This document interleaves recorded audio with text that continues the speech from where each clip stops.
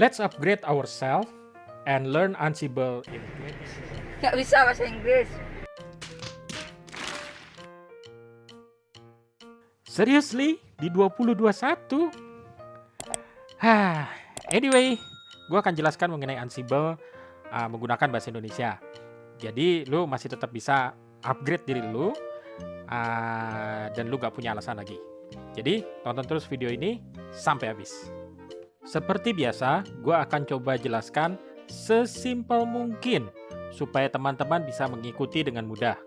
Kalau sudah paham nih dasar-dasarnya, sisanya udah tinggal kembangkan sendiri. Jadi, apa itu Ansible? Well, Ansible adalah sebuah tool untuk mengotomasi aplikasi, sistem, ataupun jaringan. Intinya sih, ketika kita bicara Ansible, yang kita bicarakan itu adalah otomasi atau automation. Lebih spesifiknya lagi, itu adalah IT automation. Lingkupnya tidak hanya sebatas pada server Linux, tapi juga pada server Windows, aplikasi-aplikasi, maupun perangkat-perangkat jaringan. Terus, kenapa mesti Ansible?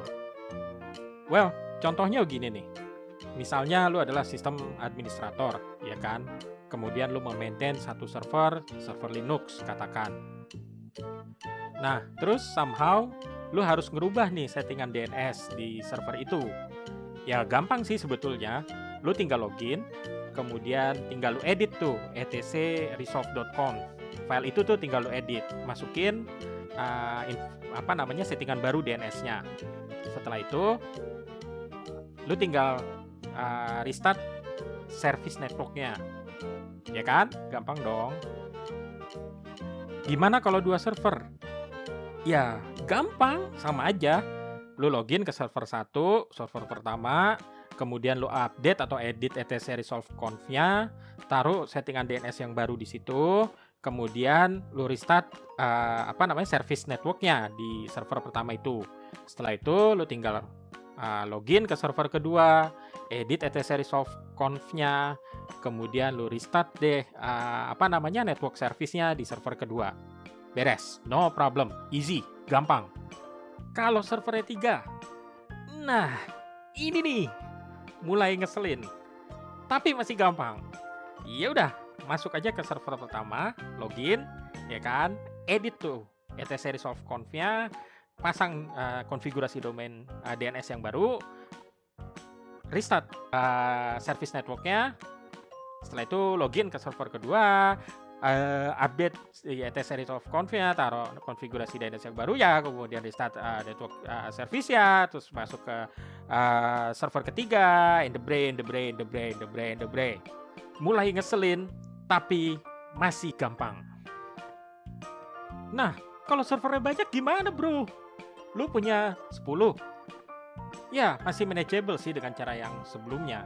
Tapi udah pasti akan takes time dong, dan lu akan melakukan pekerjaan yang sebenarnya simple, tapi berulang gitu.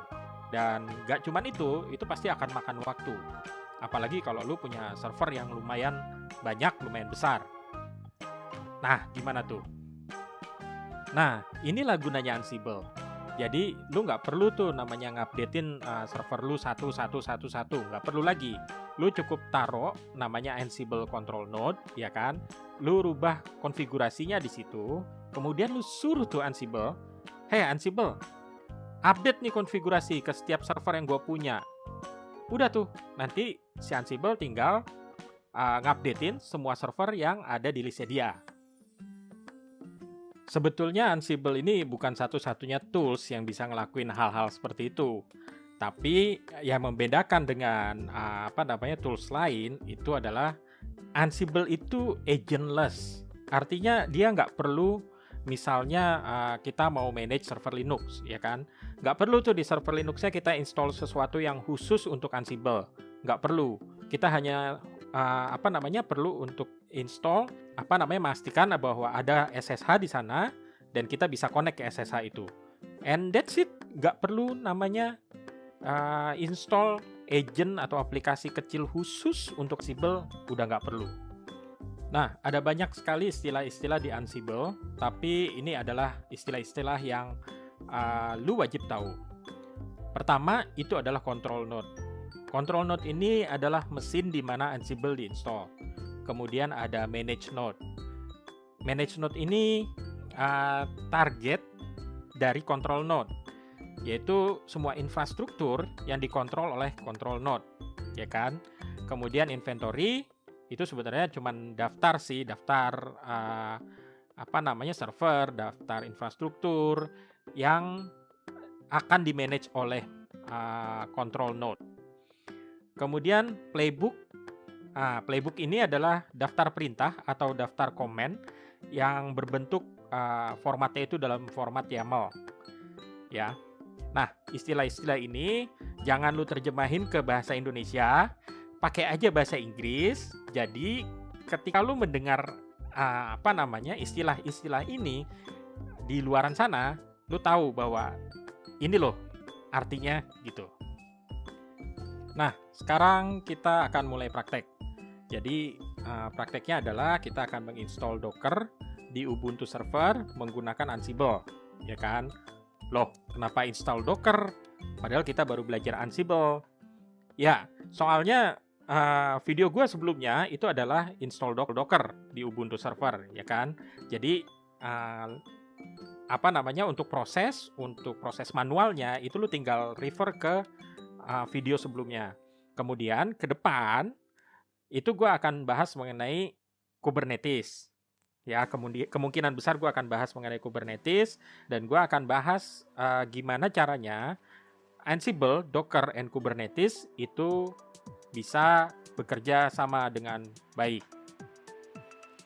Nah, sebelum kita mulai, pastikan dulu lu punya 3 mesin atau 3 virtual machine yang sudah terinstall Ubuntu Server 20.04.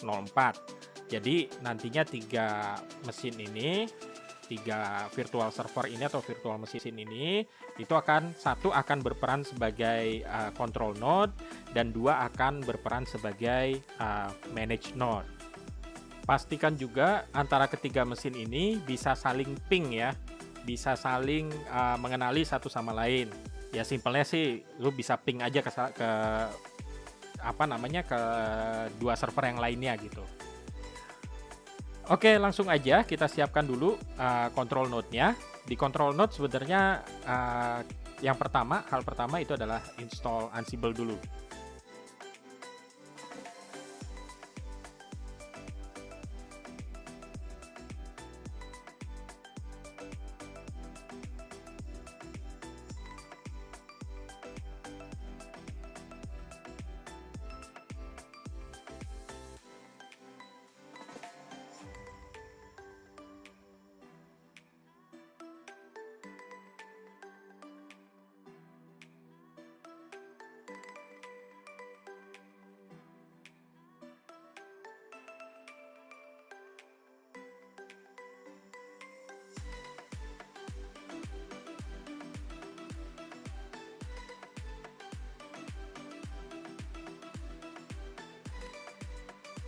Oke, selanjutnya ada 4 tahapan yang harus dipersiapkan di control node.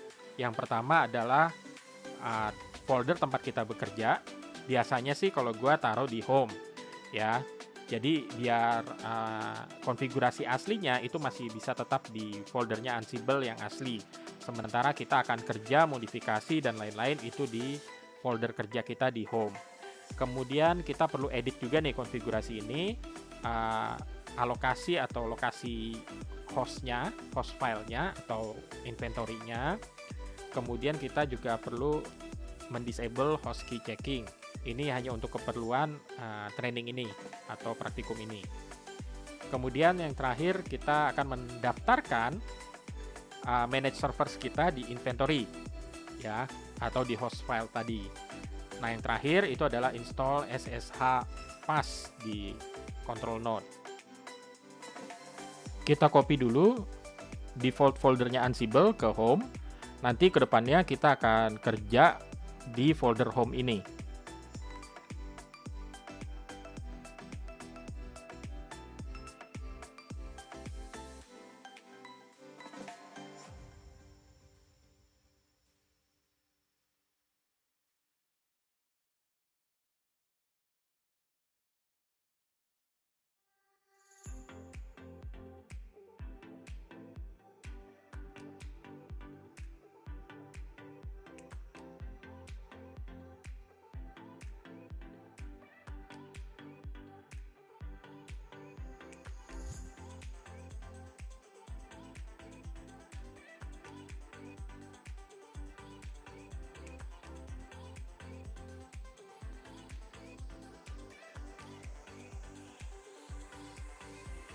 Oke, sebelum lanjut, gue jelasin dulu sedikit mengenai YAML.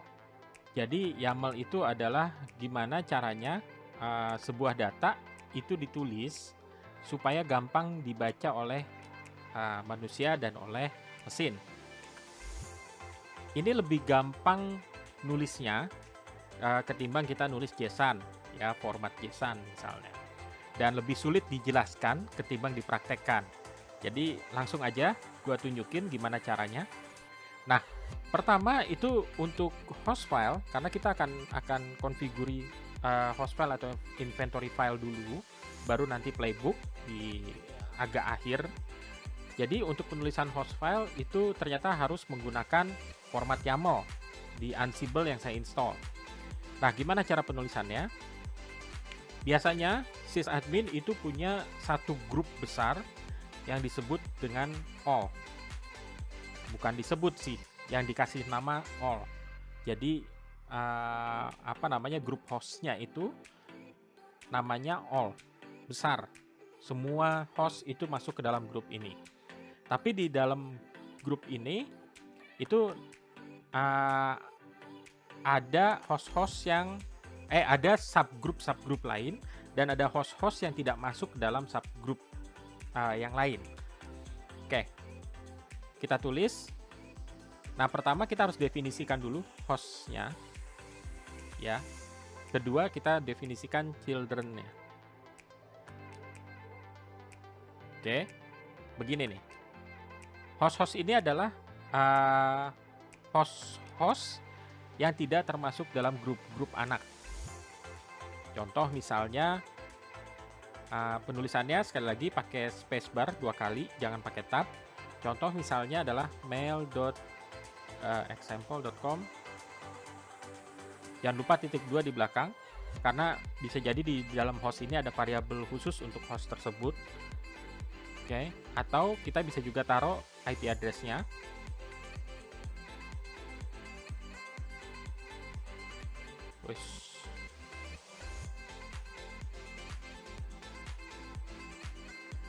Misalnya begini, ya. Nah, ini adalah host-host yang nggak masuk ke dalam grup-grup anak. Grup-grup anak misalnya contohnya kita definisiin anaknya itu adalah web server sama Docker, ya. Sekali lagi karena ini berada di bawahnya children, maka penulisannya digeser ke kanan, pakai spasi 2 kali, jangan pakai tab. Begini, misalnya web server. Satu lagi grupnya adalah Docker. Ini grupnya. Oke. Setelah ini, baru kita tentukan host-hostnya dari masing-masing subgroup ini. Lagi, host. Contohnya adalah web 01 atau IP address-nya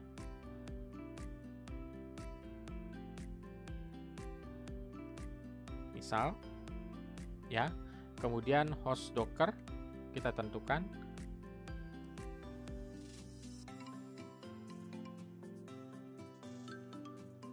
Docker 01 atau IP address-nya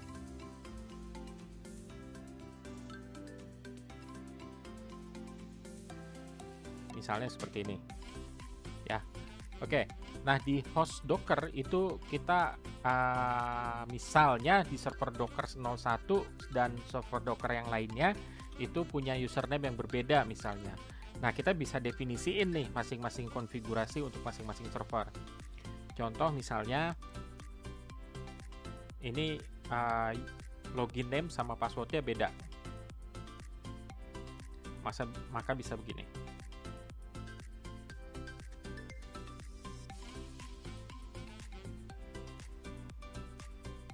Misalnya, kemudian di bawahnya beda.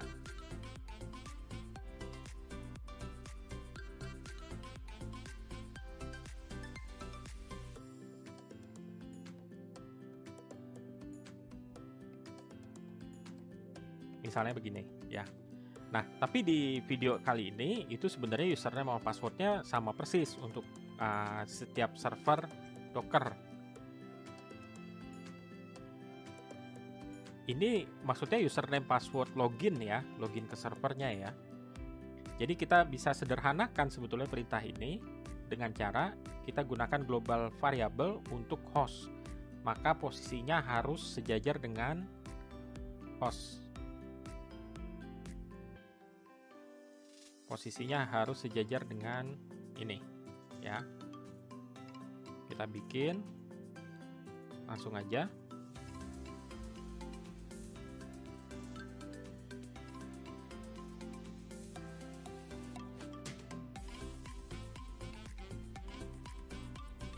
Dengan catatan adalah konfigurasi dari hostnya yang ada di dalam sini itu sama, ya. Nah, ini kita bisa nih langsung nih. Ini karena sudah dideklarasikan sebagai global variable, maka kita bisa hapus ini, kita bisa hapus ini. Oke, berikutnya adalah kita nggak punya host yang ada di luar grup-grupnya children. Ya, berarti ini bisa dihapus. Kemudian kita nggak punya web server. Oke, ini juga bisa dihapus. Nah, konfigurasinya bisa konfigurasinya bisa di-keep seperti ini, atau kita bikin sederhana lagi, karena di video saya ini konfigurasinya lebih sederhana lagi. Cukup grup utamanya aja, yaitu Docker. Jadi bisa disederhanakan seperti ini.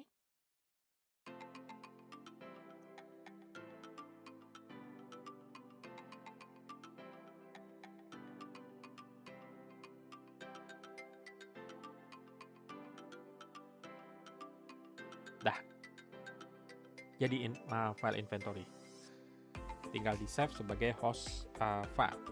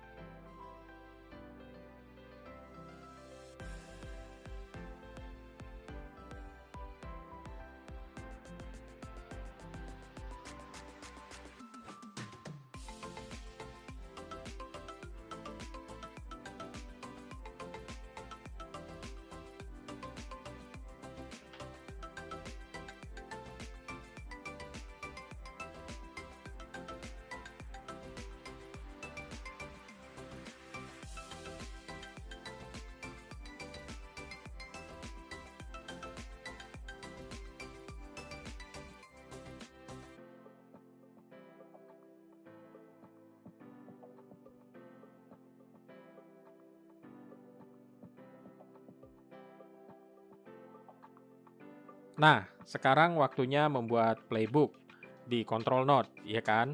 Jadi kalau teman-teman lihat video saya sebelumnya yang mengenai install Docker di Ubuntu Server, maka teman-teman tahu bahwa untuk install Docker di Ubuntu Server itu tahapannya ada 4. Install dependencies, tambahkan GPG key, tambahkan repository, kemudian baru terakhir install Docker, Docker CLI, dan container.io. Nah, kita akan menuliskan tahapan-tahapan ini ke dalam playbook. Oke, selanjutnya adalah membuat playbook, ya. Saya jelaskan dulu sedikit mengenai YAML untuk playbook.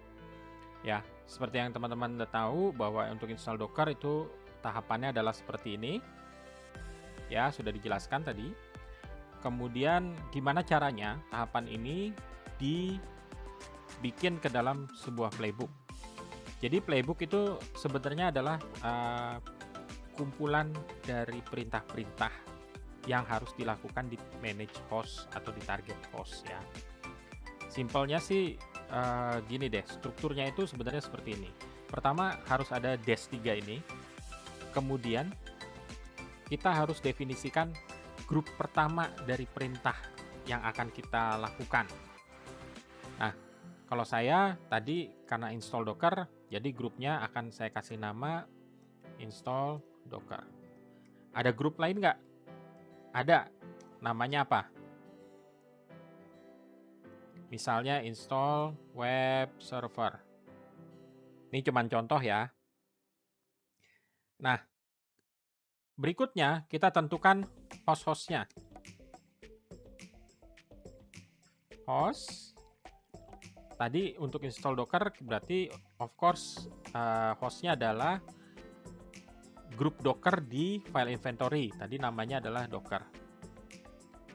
Ya, ini file untuk host untuk web server berarti hostnya web server. Ini contoh ya, ini contoh. Bisa dibikin seperti ini. Ini contoh. Kemudian kita lihat nih. Berikutnya adalah apakah ketika melakukan perintah di manage host, Ansible harus melakukannya sebagai root atau sebagai administrator atau perlu perintah sudo. Kalau iya, maka kita bisa bikin become true. Ya. Ini juga bisa misalnya kita tulis become true. Nah, kemudian untuk install Docker, tahapannya apa aja sih? Tas-tas tadi, tahapan-tahapan tadi yang ada di sini, itu akan kita masukkan ke dalam tas. Ya, berarti kita perlu namanya tas atau perintah-perintah tas. Sama, di sini juga kita bisa tuliskan perintah-perintah. Kemudian kita juga bisa, jangan lupa nih, ini kadang-kadang suka lupa, setelah tas itu ada namanya handlers. Ini masih sejajar dengan tas. Oke. Handlers itu apa? Handlers itu sebenarnya tas juga, tapi dilakukan ketika ada perubahan, ketika Ansible mengeksekusi grup playbook ini, grup tas-tas ini gitu. Jadi kalau ketika dilakukan ada perubahan di sisi server, maka tas di dalam handlers itu akan dieksekusi. Jadi handlers itu kalau menurut saya jangan sampai lupa, jangan sampai ketinggalan. Oke ya, sampai sini masalahnya adalah kita nggak punya web server yang harus di manage. Jadi ini bisa kita hapus. Jadi strukturnya playbook seperti ini, ada name, host, kemudian become, task, sama handler. Nah, kita langsung ke membangun tasnya, tas-tasnya. Tas-tasnya seperti apa sih? Gimana caranya nih perintah-perintah ini diterjemahkan ke dalam YAML di Ansible. Maka tas-tasnya itu adalah pertama, install apt transport.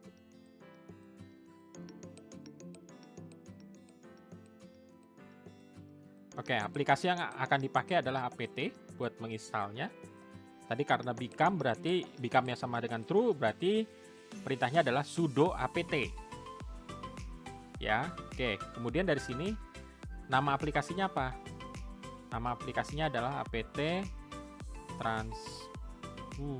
transport https. Oke. Kemudian state. State ini adalah statusnya apa nih di server? Status yang diinginkan apa? Ada dua, satu present. Present itu artinya ada. Yang terakhir adalah latest. Latest itu artinya yang terbaru. Jadi kalau statusnya kita tulis di sini cuman present, itu artinya Ansible akan ngecek aja, udah ada belum? Kalau udah ada ya udah. Tapi kalau statusnya adalah latest, maka Ansible akan cek, udah ada aplikasinya ke-install, udah versi terbaru atau enggak? Bukan, dia akan update ke versi terbaru. Ya. Untuk yang ini saya cukup present. Nah, kemudian update cache. Yes. Jadi cache-nya perlu diupdate atau enggak? Kalau saya akan selalu bilang ya, perlu diupdate. Berikutnya kita perlu tentukan, kita bikin setelah install apt transport kita akan install dependencies lain, dependencies berikutnya. Ini kan ada transport HTTPS, kita akan install misalkan CA certificates. Maka cara tulisnya adalah name install CA certificates. Aplikasi yang akan dipakai adalah apt, kemudian name dari aplikasinya apa, kemudian state present sama, kemudian update cache sama dengan yes ya. Nah, ini bisa ditulis seperti ini untuk dependencies lain seperti curl sama GNU PG agent sama software properties common ya, tinggal ditulis saja. Tapi bisa nggak dipersingkat, karena toh perintah ini sebetulnya sama, name ini sebenarnya tidak akan mempengaruhi proses instalasi. Yang mempengaruhi itu adalah name, state sama ini ya. Sementara yang beda itu cuman di namanya aja. Perintahnya sama, ini sama, cuman di sini aja beda. Bisa nggak diringkas si sintaksnya? Bisa, kita bisa pakai namanya loop. Contoh misalnya kita ambil di apt ini, kita pakai nama loop kayak gini. Kemudian di loop ini kita definisiin nih apa aja aplikasi-aplikasi yang mau dipakai. Misalnya ini sama tadi CA certificate. Ya. Nah, udah begini, gimana caranya supaya ketika perintah ini dijalankan itu ngeloop ke apt transport sama CA certificate. Nah, di bagian name-nya itu kita ganti begini.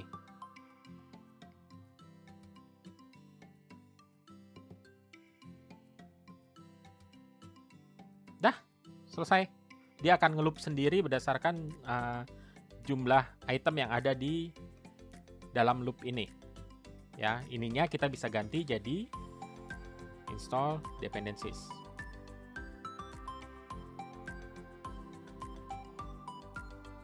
Oke, it works. Ini bisa kita hapus karena sudah dilakukan di atas. Nah, kita tinggal panggil yang lain-lain nih, kayak curl. Kita taruh di sini. Kemudian GNU PG agent.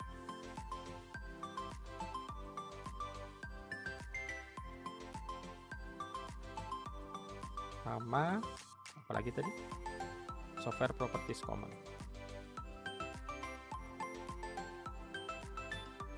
Standar instalasi aplikasi. Oke, tahap berikutnya adalah menambahkan GPG key. Name add GPG key. Perintahnya apa? Ini perintahnya apt key. Tahu dari mana? Google aja. YAML Ansible add GPG key. Itu nanti muncul sintaksnya seperti ini. Oke, di apt key itu perlu kita definisiin URL-nya.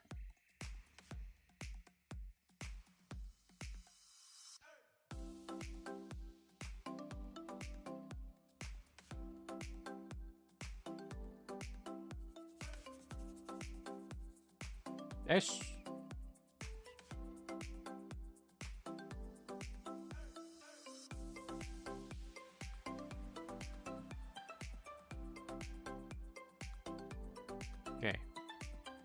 seperti ini. State-nya present. Dah, selesai. Oke, berikutnya, tahap berikutnya adalah tambahkan repositorinya Docker. Oke, kita kasih nama add repo Docker repository. Perintahnya adalah apt repository.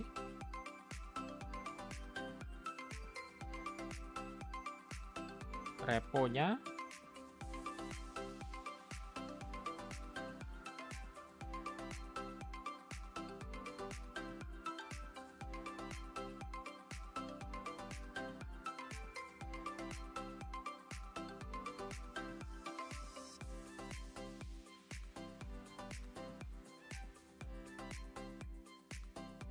Kemudian state-nya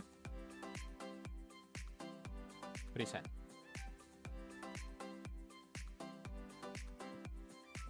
Oke, tahap berikutnya adalah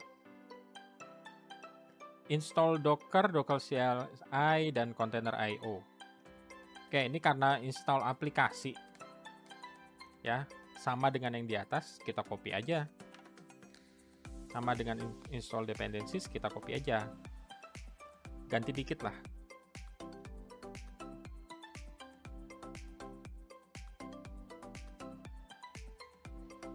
Ini udah sampai tahap install Docker. State-nya latest. Kemudian aplikasi yang harus diinstal ini.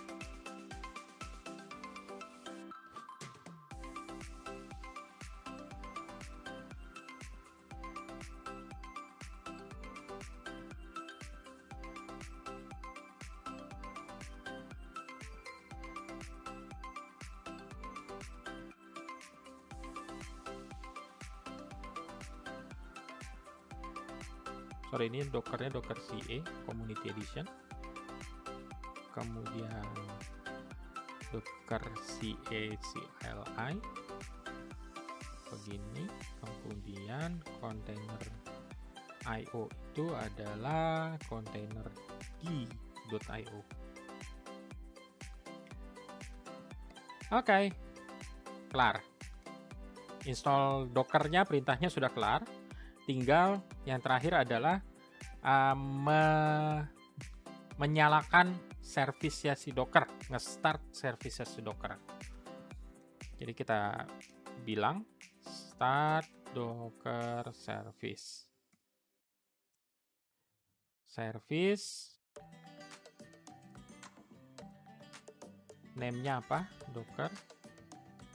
Kemudian state-nya started,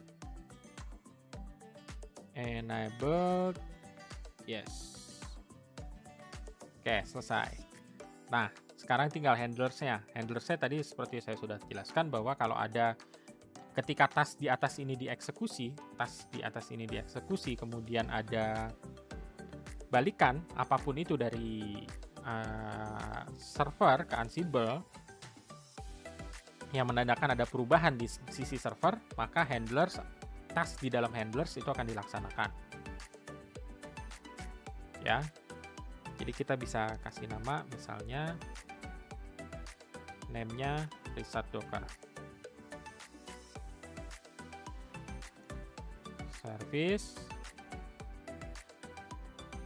name-nya Docker. State restart. Dah, selesai kita bikin playbook. Tinggal konfigurasi playbook ini kita taruh dalam server, terus kita akan coba run.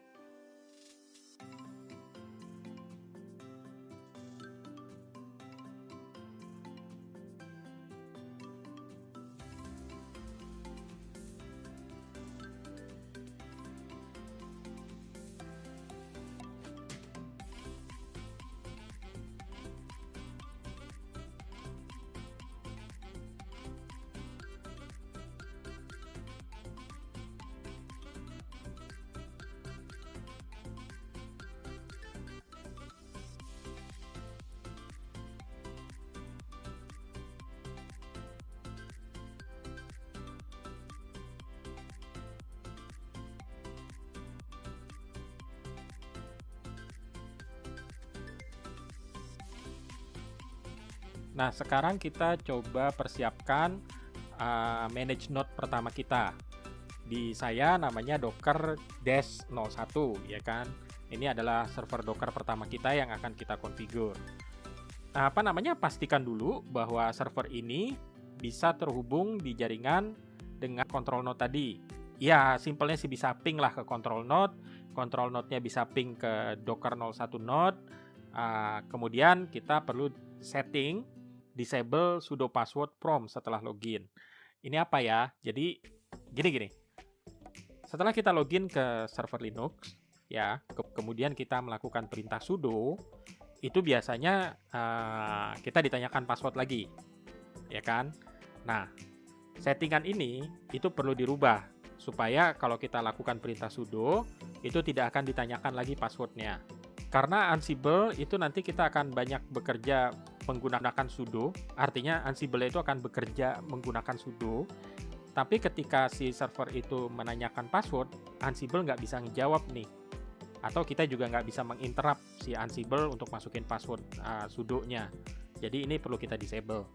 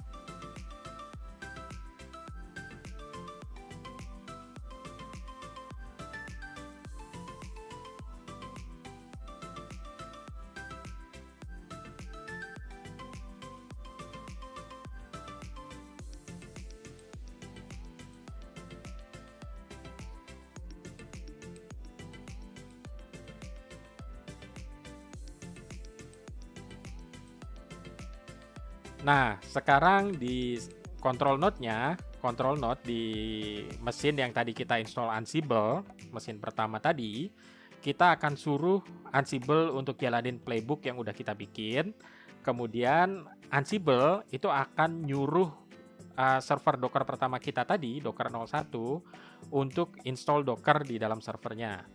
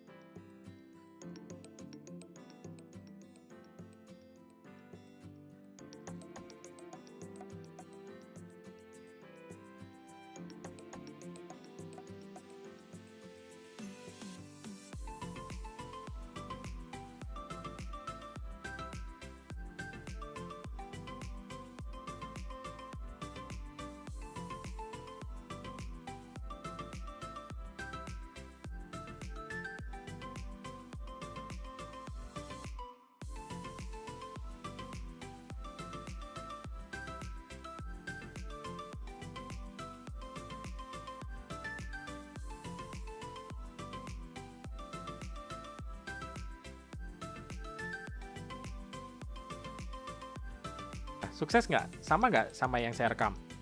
Sukses dong. Kalau nggak sukses, coba dicek lagi tuh cara bikin playbooknya, cara nulis daftarin servernya di host, di inventory, coba itu dicek lagi, dicek ulang. Oke. Jadi kalau misalkan udah sukses, ini ada skenario. Contohnya misalnya ada server baru datang nih, ya kan? perlu diinstal Docker juga gitu. Settingannya persis sama. Pokoknya gue mau install Docker lah di server kedua ini. Nah, saya udah punya hostname-nya, misalnya Docker -02. Kemudian IP address-nya sekian, ya kan? Dan IP address ini bisa ngeping ke Ansible control node. Begitu juga dari control node-nya sudah bisa ngeping ke Docker 02. Nah, satu lagi, username sama password-nya itu disamakan dengan Docker 01. Nah, apa nih yang harus dilakukan? Di Docker 02, di node-nya, itu cukup modify etc sudoers, ya, sama yang sudah kita lakukan tadi di Docker 01. Kemudian di control node-nya cukup menambahkan IP address di inventory atau di host file-nya. Kemudian di control node tinggal di run. Harusnya sih di server kedua itu langsung ke install Docker-nya.